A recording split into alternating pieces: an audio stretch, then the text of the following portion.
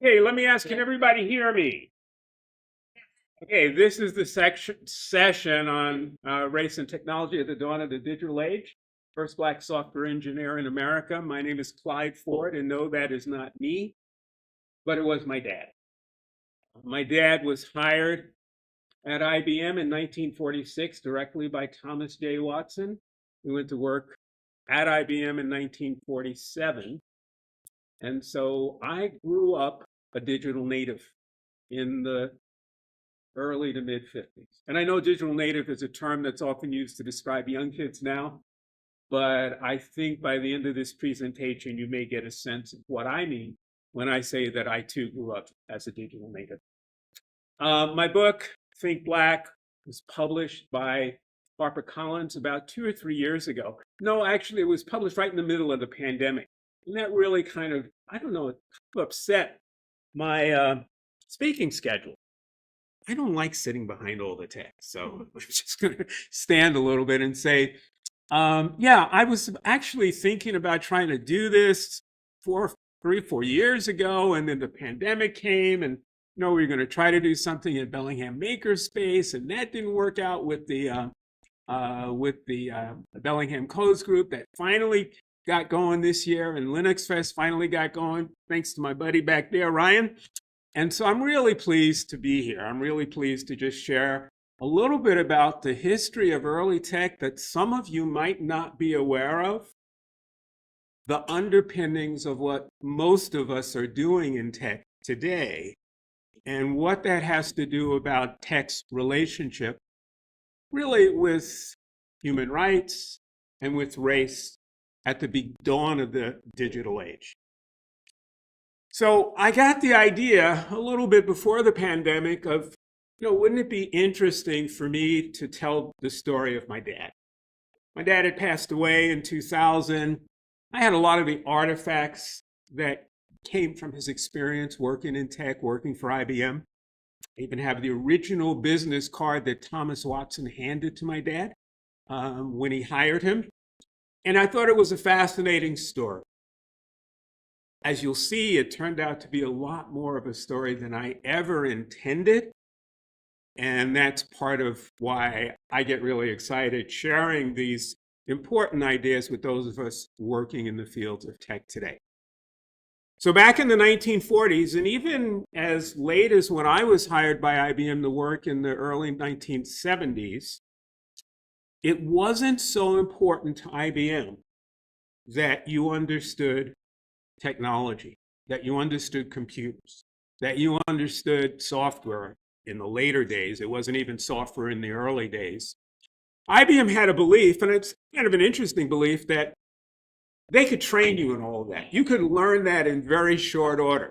And they were interested in people who had backgrounds in areas which might surprise you in many ways. One of the areas they were interested in is people that played chess. Why? Because they figured that people who played chess had pretty good minds that they could use for the kind of things that they were doing. My dad was not a grandmaster, but a master's chess player. So he fit that category. The other thing IBM did is they hired accountants in those early days. And my dad graduated in an accounting class at City College in New York City. And so one of his professors, just before he graduated, invited my dad to dinner at her house. And when my dad went to dinner, unknowns to him, stepping out from a back room was Thomas J. Watson. Watson asked if he knew who he was. My dad said, sure, he did. It was he was the president, CEO of IBM. And Watson said to my dad, I'm going to do something that nobody else in this company can do. I'm going to offer you a job. And so it was really out of that experience, that story, that my father came to be the first Black software engineer in America. Not the first African-American hired by IBM. That was a fellow whose name I forget, hired a year before my dad as a salesperson. IBM in those days really made a division between what they called systems engineers and salespeople. And so my dad was on the systems side. And my dad's responsibility then was, well, we didn't really call it programming in those days, but my dad's responsibility was working with the current technology of that day. I thought when I started to write this book, oh, let me just skip past this because we'll get to all of this. But I do want to, I probably should say this at least, that, and this was a presentation I actually started for Bellingham Codes, but I just want to make sure you understand the views that I express in this presentation are mine and mine alone, and they don't necessarily represent Linux Fest or certainly Bellingham Technical College. The other thing I want to say about this presentation is when we get towards the end, there'll be a couple of images that are pretty graphic and in some ways may be a little disturbing to some people. If that's the case, please take care of yourself in whatever way you need to. If you need to step up and leave and not be here, totally fine with that. If you need to process that in some way with somebody else at another point in time, if you're in therapy, it doesn't matter. Just take care of yourself if any of the images that you see in my presentation disturb you in any way. So, my dad's first day at IBM. You know, my dad was dressed, I'll never forget this because he wore this all the time, three-piece suit, tie, white shirt, typical IBM dress in those days. And my dad also really used to like to wear almost a fedora, you know, and a long coat. And I know that in his first day at IBM, he walked into 590 Madison Avenue, IBM's headquarters in New York City, and he was pretty proud as the first Black man to hold that position. So there's my dad. He's in the back, towards the right, John Stanley Ford. And no, that's not quite his first day at IBM, but it's pretty close to it. This is a photograph taken in the late 1940s. My dad was hired, went to work in 1947. So, a little bit of digital archaeology here, okay? And you can't answer. I'm going to ask you, what is this? Nope. Anybody else? Motherboard. A what? Motherboard. It's close. What was it used for? For a program.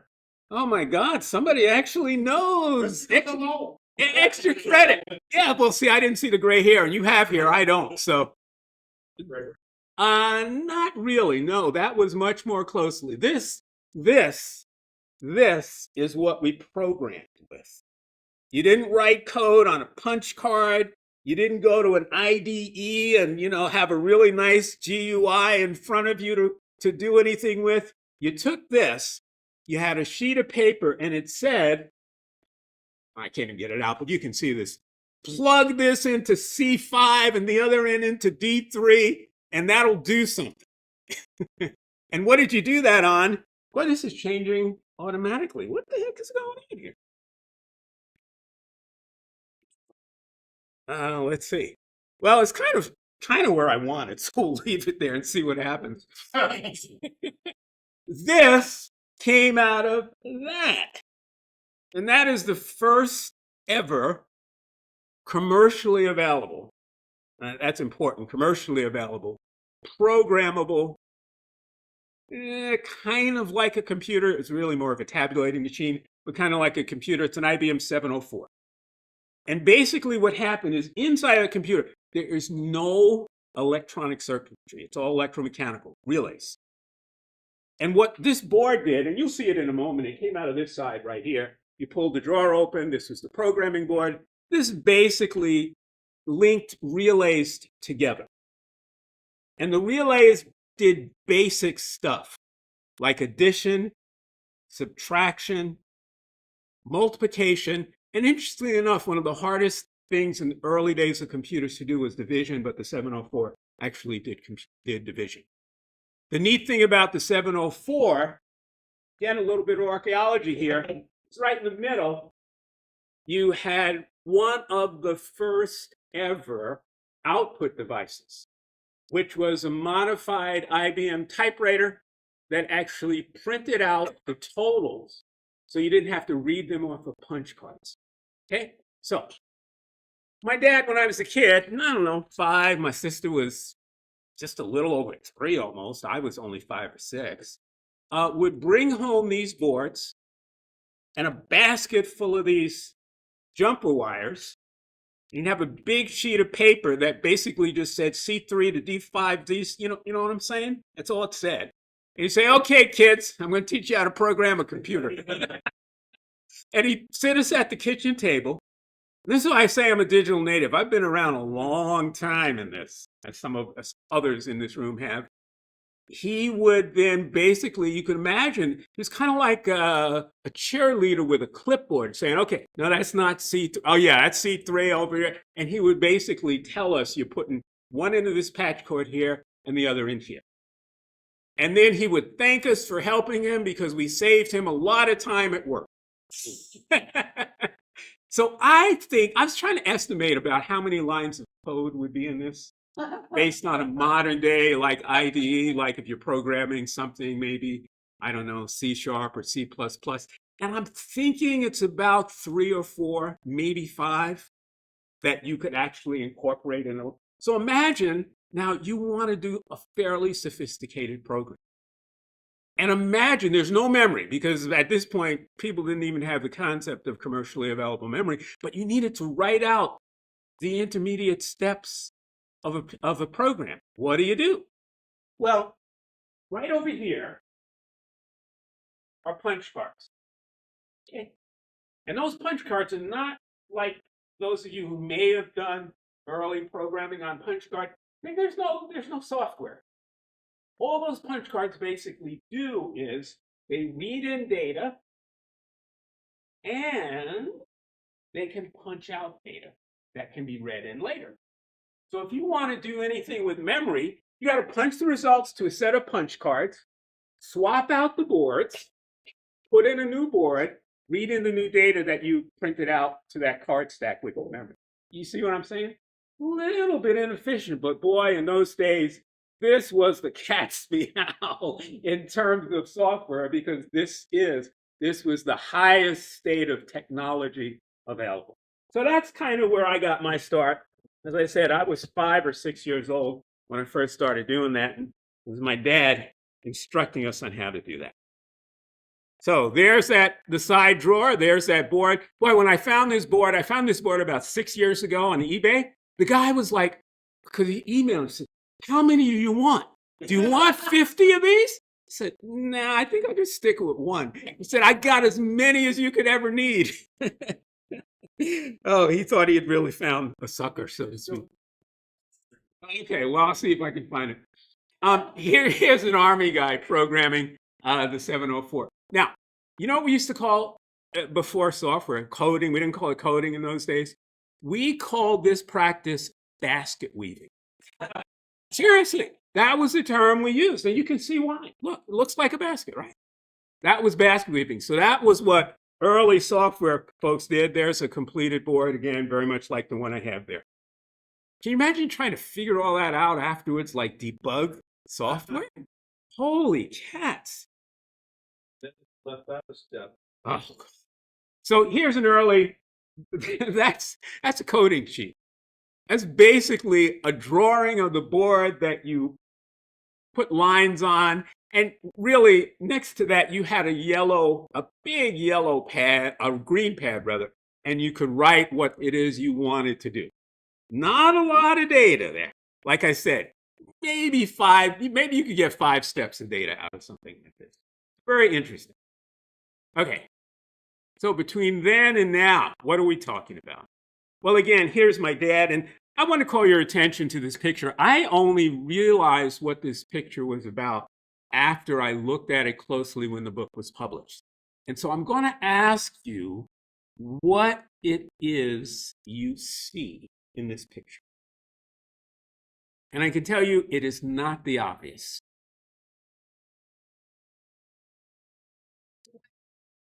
Yeah, that's the obvious. And you're absolutely right about that. And if you look at the percentages there, I think there are 20 people in that picture. So my dad is 1 out of 20, 5%, that's probably very generous. That percentage, unfortunately, hasn't changed very much. Women in this picture, maybe 10%. And unfortunately, that hasn't changed very much either. But that's not really what I wanted to focus on. Look at the eyes of those people. Look at the eyes that are looking directly at the camera and the eyes that are looking directly away. They say a lot about the sense of who really belongs and who doesn't belong, right? The women and my dad are looking away. All of the other guys are looking right at the camera as if to say, I belong here. And I think everybody else in that picture, there's a kind of, I forget the name of the term, but there's a way of analyzing photographs. And I think this is a very revealing photograph because it does suggest in the early days of technology who belonged, who felt they belonged, and who wasn't quite sure they did belong. Okay, so IBM. I thought at first that I was writing a book that was a Branch Rickey, Jackie Robinson story. And for those of you who don't know who Branch Rickey and Jackie Robinson are, Jackie Robinson was the first black software player in the Major League Baseball, played for the New York Dodgers. Branch Rickey was basically the manager, the general manager who hired him. Interestingly enough, Jackie Robinson first came to bat. He was hired in 1945, but he didn't come to bat with the Brooklyn Dodgers until April of 1947, very shortly after my dad first came to work at IBM. And my dad happened to be at Ebbets Field because he was a huge Dodgers fan at the same time that Jackie Robinson was there. So I thought, great metaphor, right? Great metaphor. And in my part of the story, and there's Jackie Robinson and Branch Rickey. And some of you may have seen the film with the late Chadwick Boseman, 42, where Chadwick Boseman actually plays Jackie Robinson. This is an actual picture of Jackie Robinson hitting a home run from Ebbets Field. And again, I thought in my story, oh, that's a good analogy because it's not Jackie Robinson, it's Thomas J. Watson. Or excuse me, it's not Branch Rickey, it's Thomas J. Watson. And it's not Jackie Robinson, it's my dad. Then something really interesting happened. So I wrote essentially the first draft of this book, and I took it to my editor at HarperCollins, a wonderful luminary African-American female editor, Tracy Sherrod. And Tracy read through it. She said, really like it. I like the way you're writing. She said, I have one big problem. And the problem is, who is Thomas Watson? We know who your dad is, but who's Watson? And why would Watson hire a black guy to work at IBM in 1946, 47? I said, well, she's right, and I said to her, Tracy, I don't know the answer to that question. But by the time I get the second draft of this book to you, you will have it. Interestingly enough, trying to find the answer to that question, and excuse me if I'm make sure my phone is off now. Trying to find that answer to that question was a journey that led me in directions I never, ever thought I would go. I'm going to try to share some of that with you now. First, we got to start at the turn of the century with this story. This is the absolute first ever punch card machine. You can actually see the punch card machine in the lower right. It's kind of the first ever punch card reader, and that's the upper left. Anybody know where this was first used? Census? Damn it. No, I didn't pay him. I tell you I did not. But yeah, but that's a Jacquard loom. That's a Jacquard loom and a Jacquard card. This is the actual, this in the lower right, that is the actual punch cards that were still in use in the 50s and 1950s and 60s. So this is actual computer hardware. We're not talking about, where the similar concept was used. This is the first actual, it's not really a computer. They didn't call them computers in those days. It was a tabulating machine. And so the upper left was a census machine, and there were hundreds of these. Anybody remember who they were made by? IBM. Not quite. That's close, though. IBM did do it. But who was the guy who first made it? Yeah. Well, no, not even the precursor. There was a guy. Oh. Yes. Herman Hollerith. Sure, in some class, you sat through somebody who mentioned Herman Hollerith because it was Hollerith who was the engineer. Eventually, his company was bought out by IBM, but it was Hollerith who was the engineer that created the concept based on the Jacquard loom of coming up with this programming card. And in those days, all those machines did was count. But believe me, they could count a lot faster than a bunch of folks, scribes, sitting in a room with a yellow pad writing stuff out. And that's why they were used by the census, because what's the census's job? To count. I mean, that is one of the basic uses of technology. And in some ways, it still is the fundamental use of technology to count. Okay, but we'll get to that in a moment. So the cool thing, this is an IBM 301. This is the first ever actual electromechanical counting machine. Okay? The other one was actually all mechanical. This is electromechanical machine. It actually, this is really big. It was introduced in the late 1920s. It did running totals. I mean, this was a huge leap forward in terms of technology. It did. It could read in 100 cards a minute. Man, I mean, we're really smoking. And it could actually print results. It's got a printer there. Some of you may know George Dyson. You know, George got a shop on Holly Street. He builds Bedarkers. His father was Freeman Dyson, famous physicist, protege of Einstein, who, along with Einstein, started the Institute for Advanced Studies at Princeton. Anyway, George, wonderful guy. George is a historian of technology. And I showed my manuscript to him when I first finished, and he said, you know, I love the manuscript. There's only one thing I don't think you emphasized enough, and that is how important printers were. Because printers were the first time in which humans could interact with technology in a way that humans understood. I mean, the technology always understood what it was doing. We can anthropomorphize that, well, the technology a little bit, but humans. This was the first ever interface, real solid interface, other than numbers, because you could print out a message.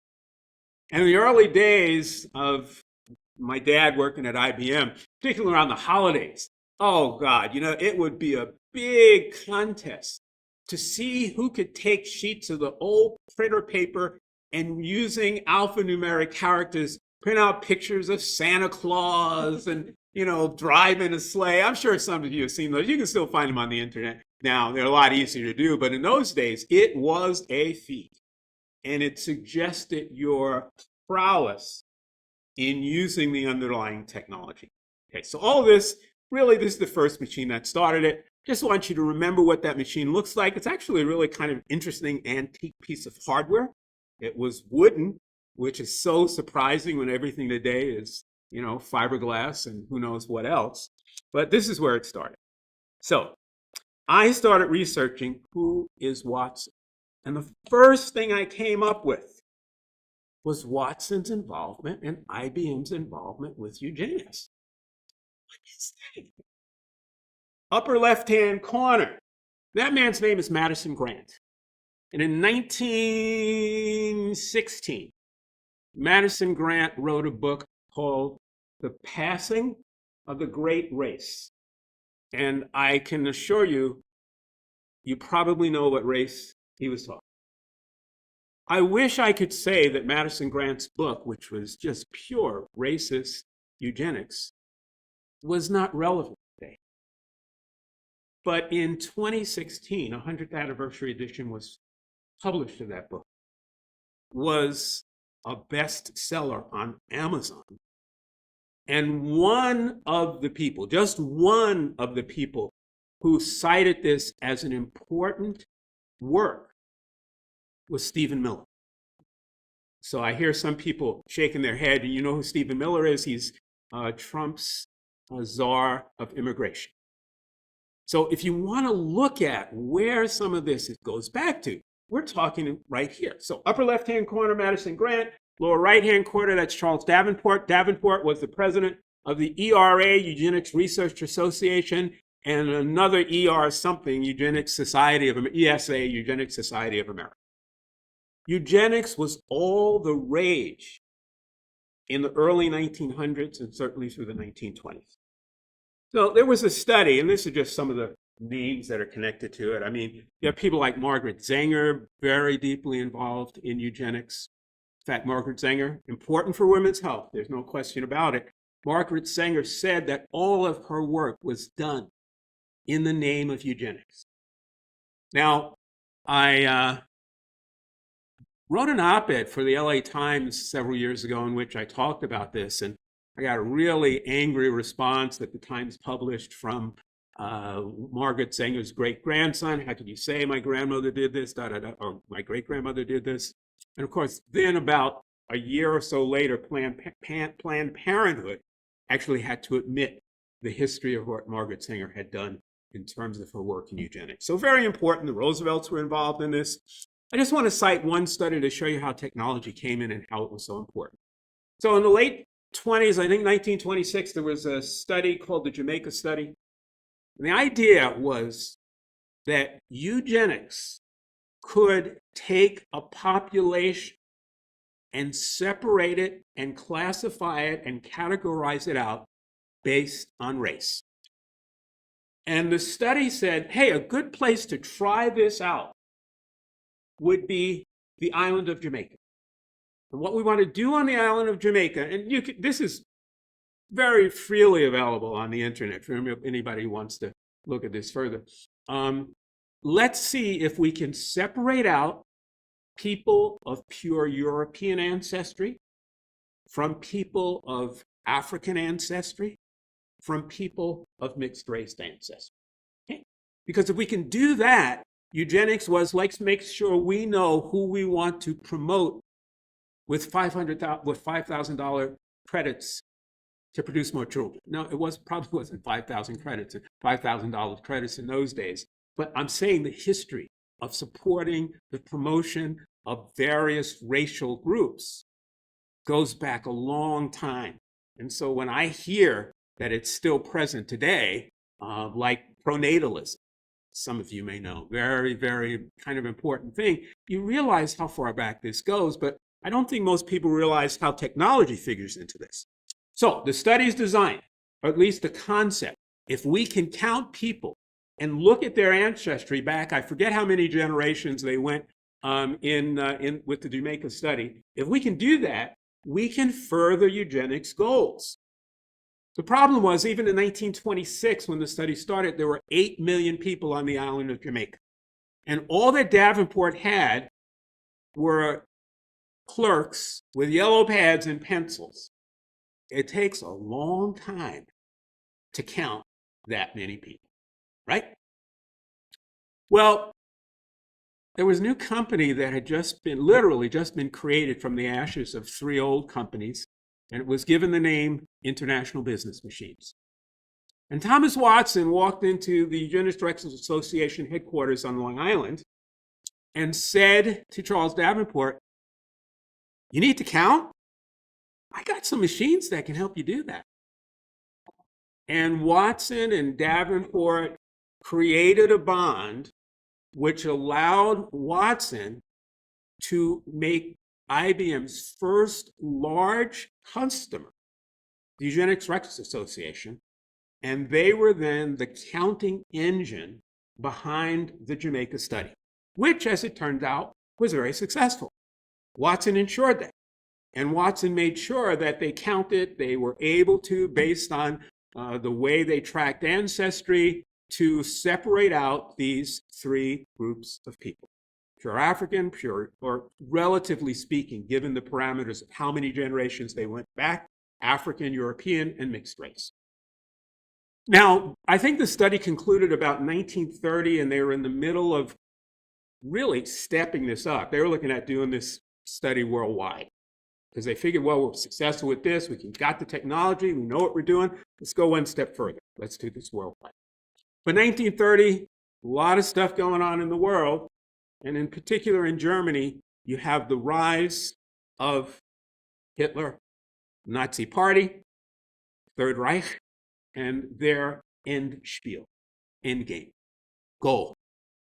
Interestingly enough, and this I think is something we have inherited as technologists, is that if you design a technology to do one thing, you don't just throw it away. You look around to see where else can I use this technology to do something similar. Even when we call it polymorphism, right? You have a class, that class does certain things. Well, that's kind of interesting. Let me use it for something else that does something similar. Now, they didn't call it polymorphism in those days, but the idea was still the same. You don't throw away the technology, you look for where it can be used.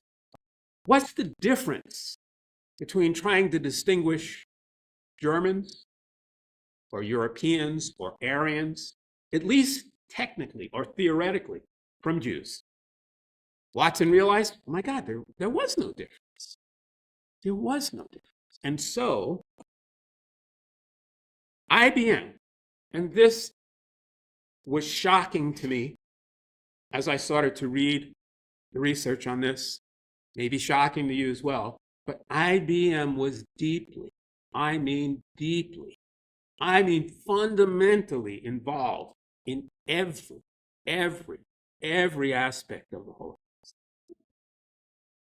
IBM, and they didn't just, they didn't just sell the machines to Nazi Germany so they could say, well, we didn't know what was done with the technology. IBM didn't sell machines.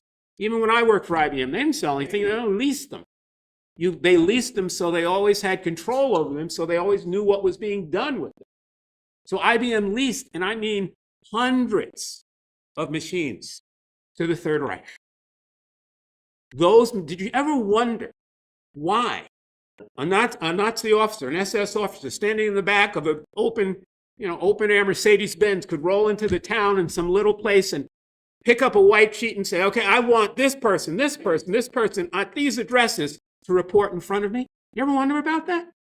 Why? Because that sheet was printed on IBM computers. Look, IBM controlled the recording of who was and who was not Jewish. They controlled through their machines who was put on trains to concentration camps. They controlled through punch cards. You can go back and even see these punch cards, and I have.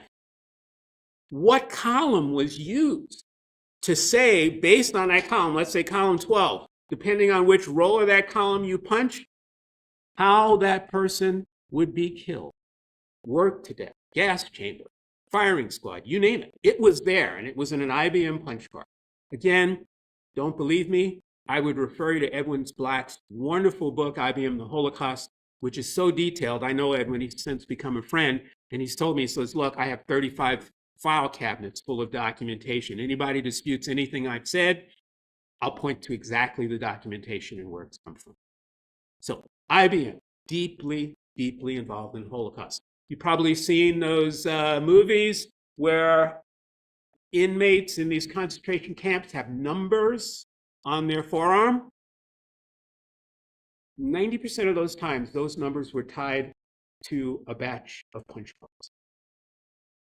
Every concentration camp had an IBM room in which there were computers that not really computers. There were tabulating machines that monitored the prisoners in that camp. IBM went so far that Watson supplemented the U.S. Army in creating a branch that was called the IBM Men. They were soldiers, except when the concentration camp was liberated, they didn't go for the prisoners. They went for that room with the IBM equipment, crated it up, shipped it back to New York.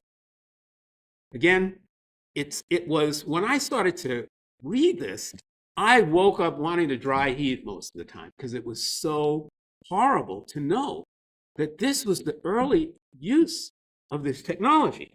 So, just a couple of things. This, I think, is the entrance to Dachau, where I've been, and it's unbelievable. The ovens, what they did with human beings.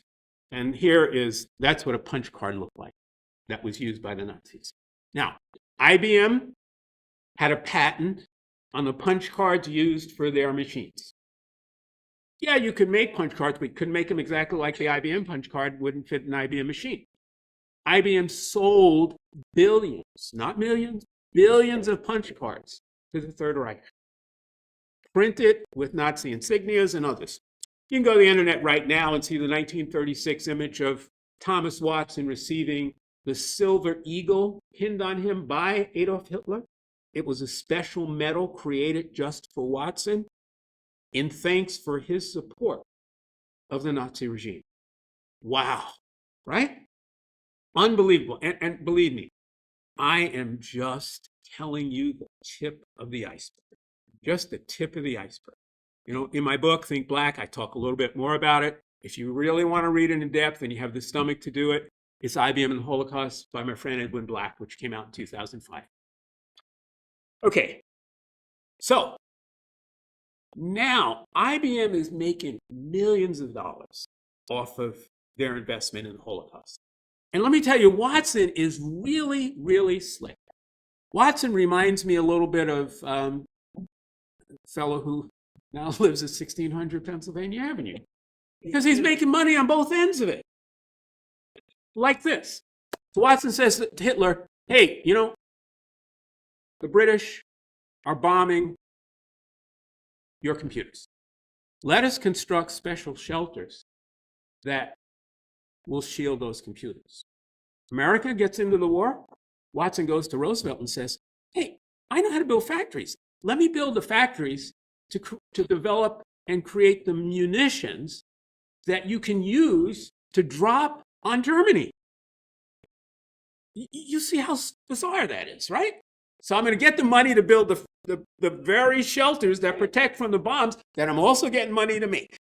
It wasn't about right or wrong. It was about money, lots of it. So come the end of the war, oh my God, what do? Because now your money is in German banks. And the settlement with the Allies at the end was that nobody takes money out of Germany without paying reparations for the destruction that was done. That happened with Ford, which also Ford Motor Company, no relationship.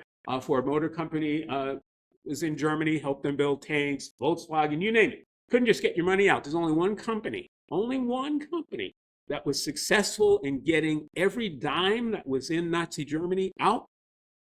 Guess who that was? No, it wasn't General Motors. It was IBM.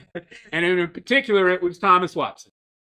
And he was slick in the way he did it, but he had enough leverage in the government that he basically bought off, manipulated, or disappeared whoever might stand in his way. Again, Edwin Black is really great in how he describes this. So the war comes to an end. And remember, polymorphism. You have technology that's working one place, you're not going to throw it away. Now we're late 40s? And you think, well, wait a minute. Now I started this whole thing with the Jamaica study, trying to separate out people, count them. Went to Nazi Germany, started counting people. That was really successful. Where else in the world can I do this? No, South Africa. Okay. So now here I am. And again, Edwin Black's book ends with the Holocaust. And I'm thinking to myself, as a technologist, you don't just throw away technology. You use it. So I'm thinking, well, the only place I can think of in the late 50s is, South Africa. And I said, nah, they couldn't have done it. Yeah, they did. IBM was deeply involved in every aspect of the technology behind apartheid. And by the 1950s, things were a little more sophisticated because no longer did we have just those 301 accounting machines. We really now had more sophisticated computers.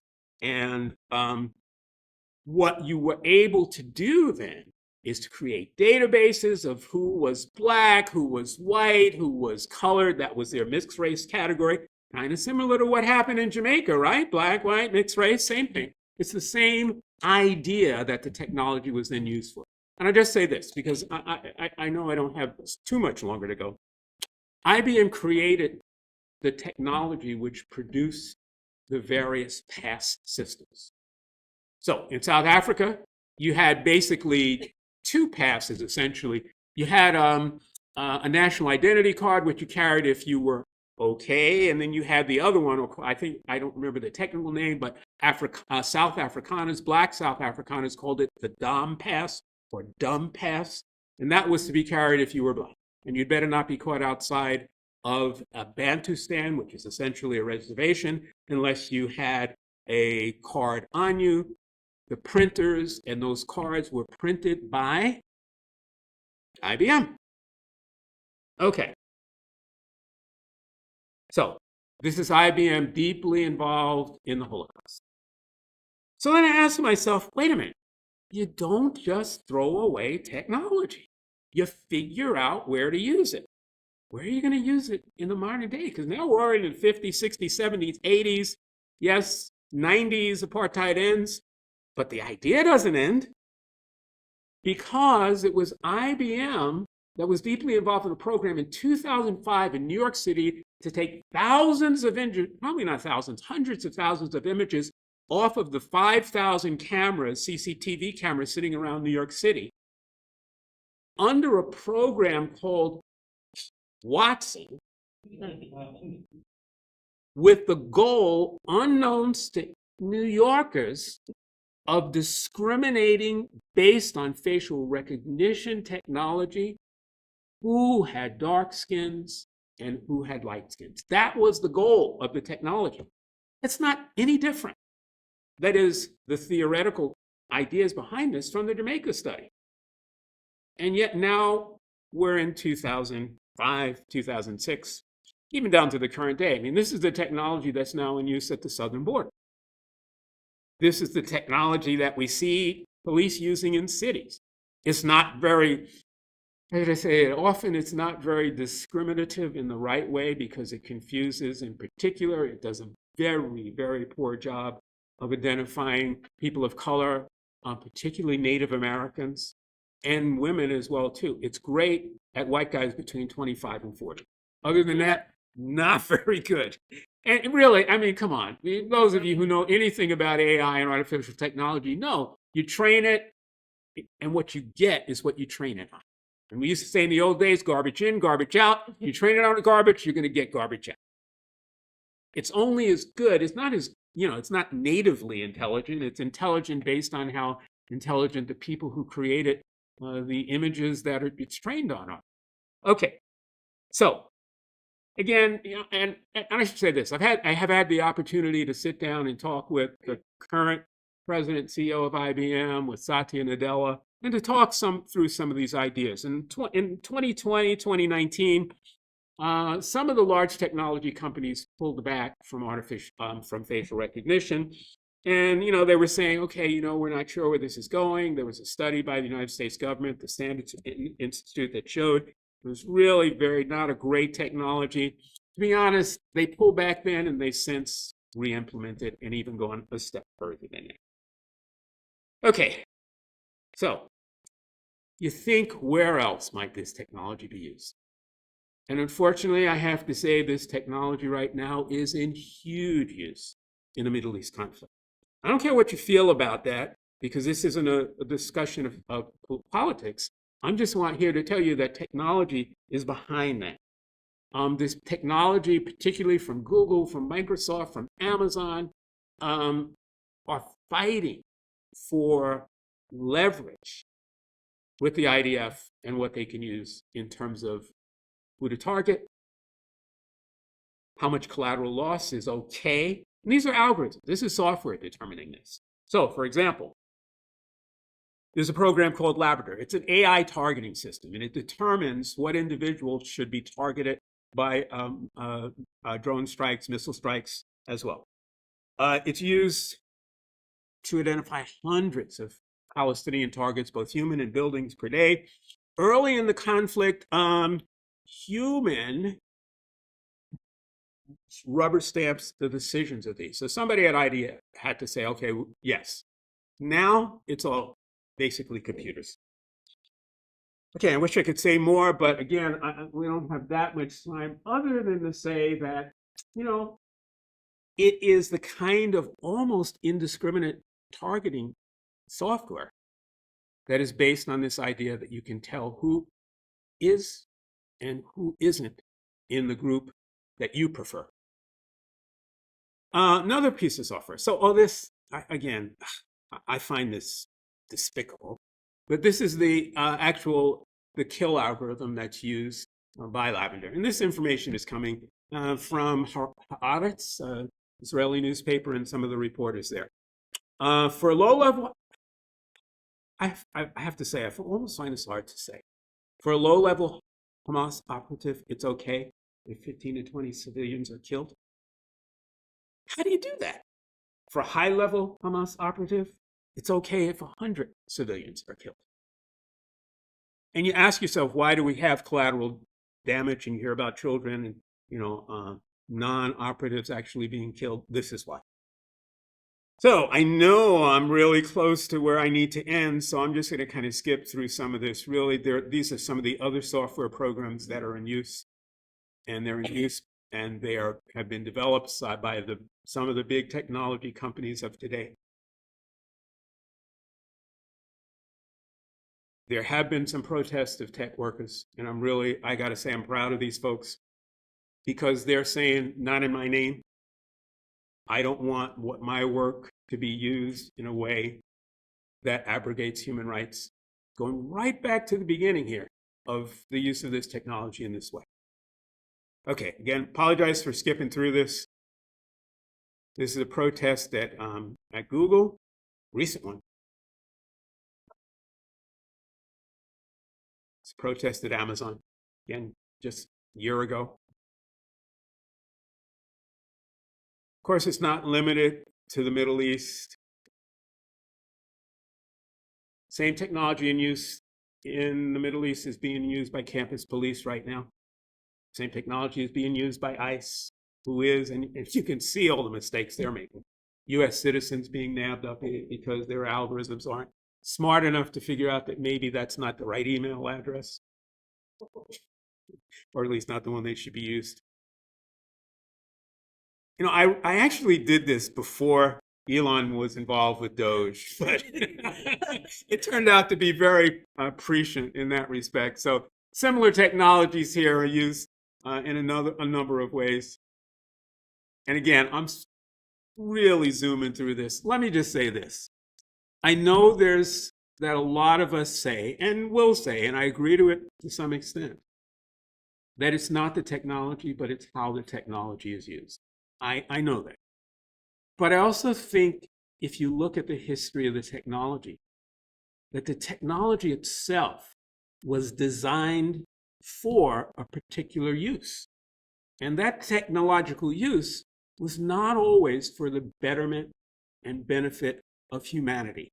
So it's not only that it's how the technology is used, but it's also why the technology was designed in the first place. The propensity is going to be you use the technology for how it was designed, and these other uses, perhaps more humane, well, that's a side benefit, maybe. I think it's really important for those of us in technology to always have this as an awareness, to always understand that what we are doing is right on that cutting edge, or that dividing, that sharp edge between the humane and perhaps the inhumane uses of technology and their relationship with human rights. So I'm going to stop there. I wish I had more time. I would love to share some more information and insights with you. I know I've got to move. We're going to have to move in a moment, but if there are one or two questions, I'd be more than happy to try to answer them. Sir, you had your